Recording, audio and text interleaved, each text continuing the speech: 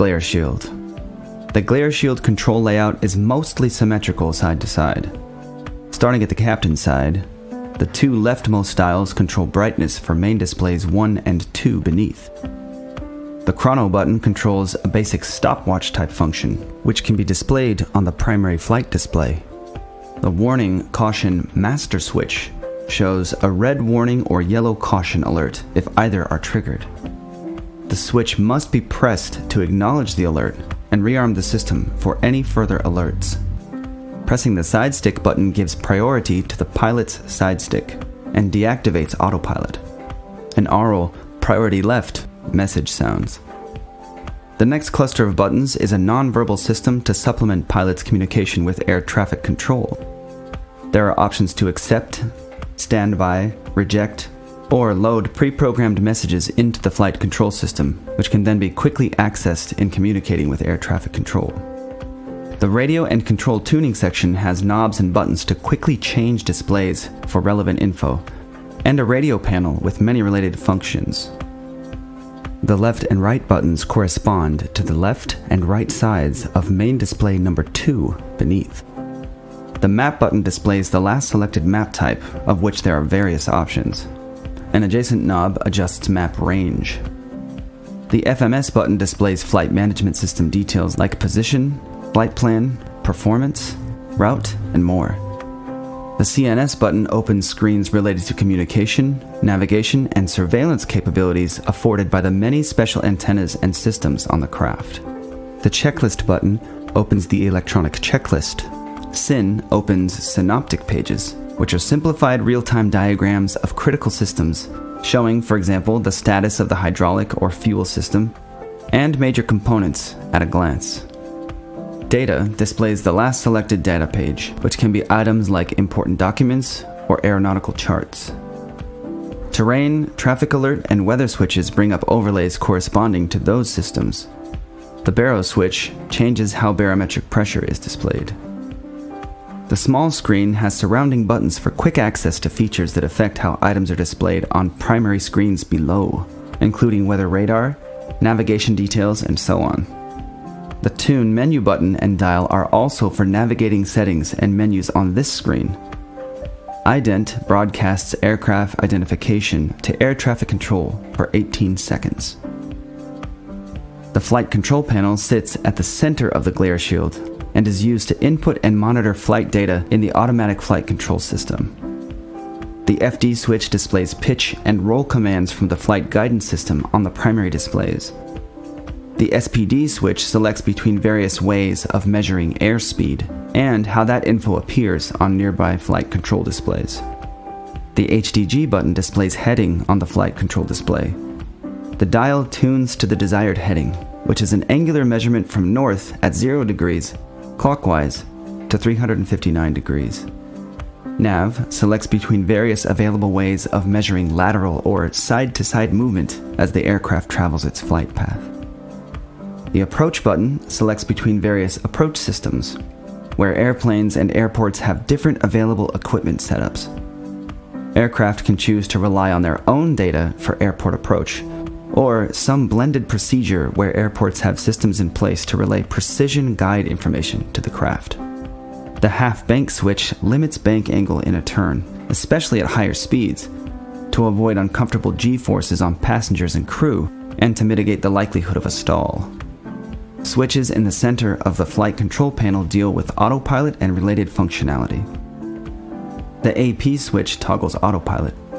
AT toggles auto throttle capability. The XFR or transfer switch determines data channels and sensors used for the flight director system. The guarded EDM switch activates emergency descent mode and is not, in fact, a special guarded switch to play electronic dance music for impromptu sky raves. On the co-pilot side, an FLC switch determines how flight level change is maintained. Pilots generally select to maintain horizontal airspeed for climbs, but vertical airspeed for descents. The Alt inner dial sets the desired altitude, and the outer dial sets measurement in feet or meters. The Alt switch holds the aircraft at its current altitude. The VNAV, VS, and FPA switches are different modes to auto-calculate pitch commands. VNav uses data from the flight plan. VS uses desired vertical speed to generate pitch commands, which the crew can set using the nearby dial. The FPA switch uses a desired flight path angle, which can also be set with the dial. Main instrument panel. Large interchangeable screens can be customized to show things like flight parameters, navigation and communications info, approach and weather charts, synoptic pages for critical systems and component status, electronic checklists, maintenance data, and more. A small integrated standby instrument in the center can supply necessary info to fly on emergency power with no other available displays. It has nearby buttons and a dial for customization. Landing gear and brakes. The landing gear lever extends or retracts landing gear and must be pulled out to operate. In the event of a malfunction, the guarded alternate gear release switch electronically disengages uplocks, so landing gear can naturally free fall to the down and locked position. The guarded gear RL switch mutes the gear RL warning. The auto brake switch has settings to maintain a constant deceleration during landing. The RTO setting controls braking for a rejected takeoff scenario where the plane has to stop on the runway instead of taking off. The protected alternate brake switch grants full manual brake control without automated braking assists. The nose steer switch toggles nose wheel steering capability. Center pedestal. The center pedestal is situated between both pilot seats and houses various systems input devices and controls for throttle and flight control surfaces. Starting towards the front of the plane, there's a keyboard for interacting with the flight management system and display screens. The buttons along the top are connected to the flight management system as well. The message button displays relevant system alerts. Route opens the pre-programmed flight route. The direct-to-dialogue button offers a streamlined way of changing or adding waypoints to the flight plan. The departure arrival button shows the respective flight plan info depending on the phase of flight. Beneath the keyboard, there are more buttons for flight system access. Map shows a map and flight plan overlay. FMS opens flight management system settings. CNS shows a communications and navigation screen. The checklist button shows relevant checklists. SYN brings up synoptic pages. Data can show charts, video, docs, and database info. CAS can show or hide messages from the Engine Indicating and Crew Alert System, or ICAS. This system monitors many critical engine processes. The cancel and execute buttons in the top right can approve or cancel flight plan modifications. The trackball-style mouse and surrounding buttons and knobs provide robust interaction with the flight management system and display units. There are buttons to select which display to interact with, a stacked knob for scrolling through lists and settings, and push-to-talk buttons at either side of the palm rest to open communication through selected transmit channels. The audio control panel handles the many available radio communication channels. Call buttons along the top let the crew select which antenna to use for broadcast. Very high frequency antennas are best for line-of-sight communications and can be blocked by buildings or mountains.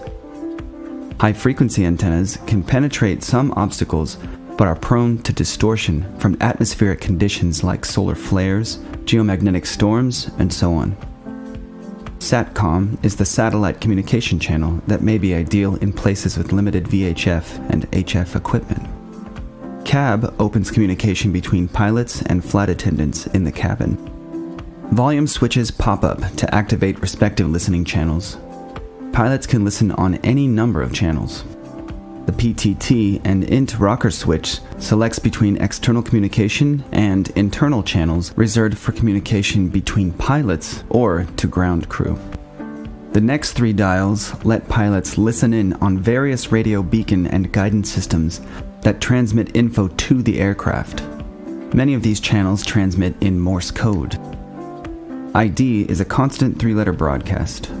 Voice allows voice transmissions through this channel.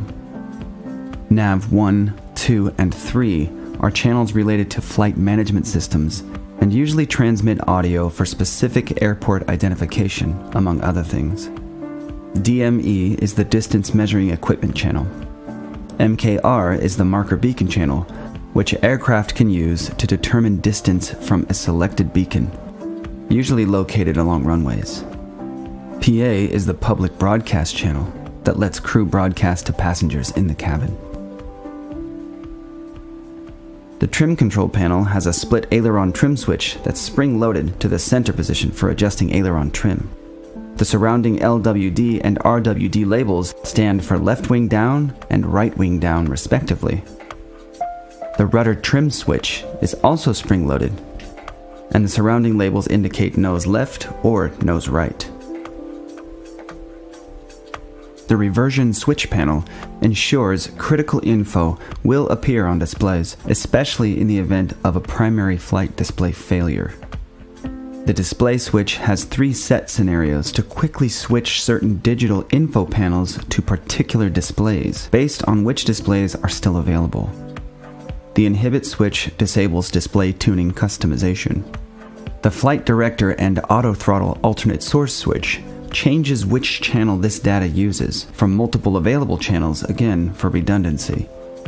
The left and right cursor inhibit switches disable the respective trackball and buttons. Left and right primary flight displays control respective display screens. ISI is the small display in the center.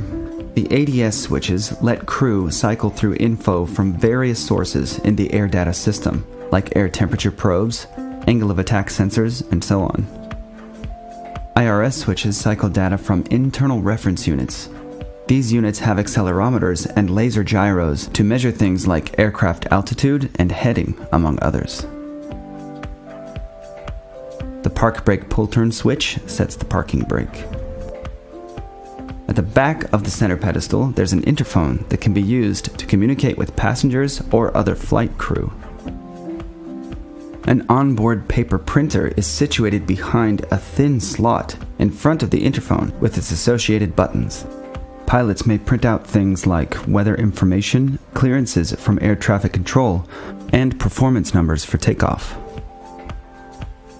Multifunction spoilers can be extended with the flight spoiler lever in direct mode, though like other systems, spoilers often function automatically as directed by the flight control system.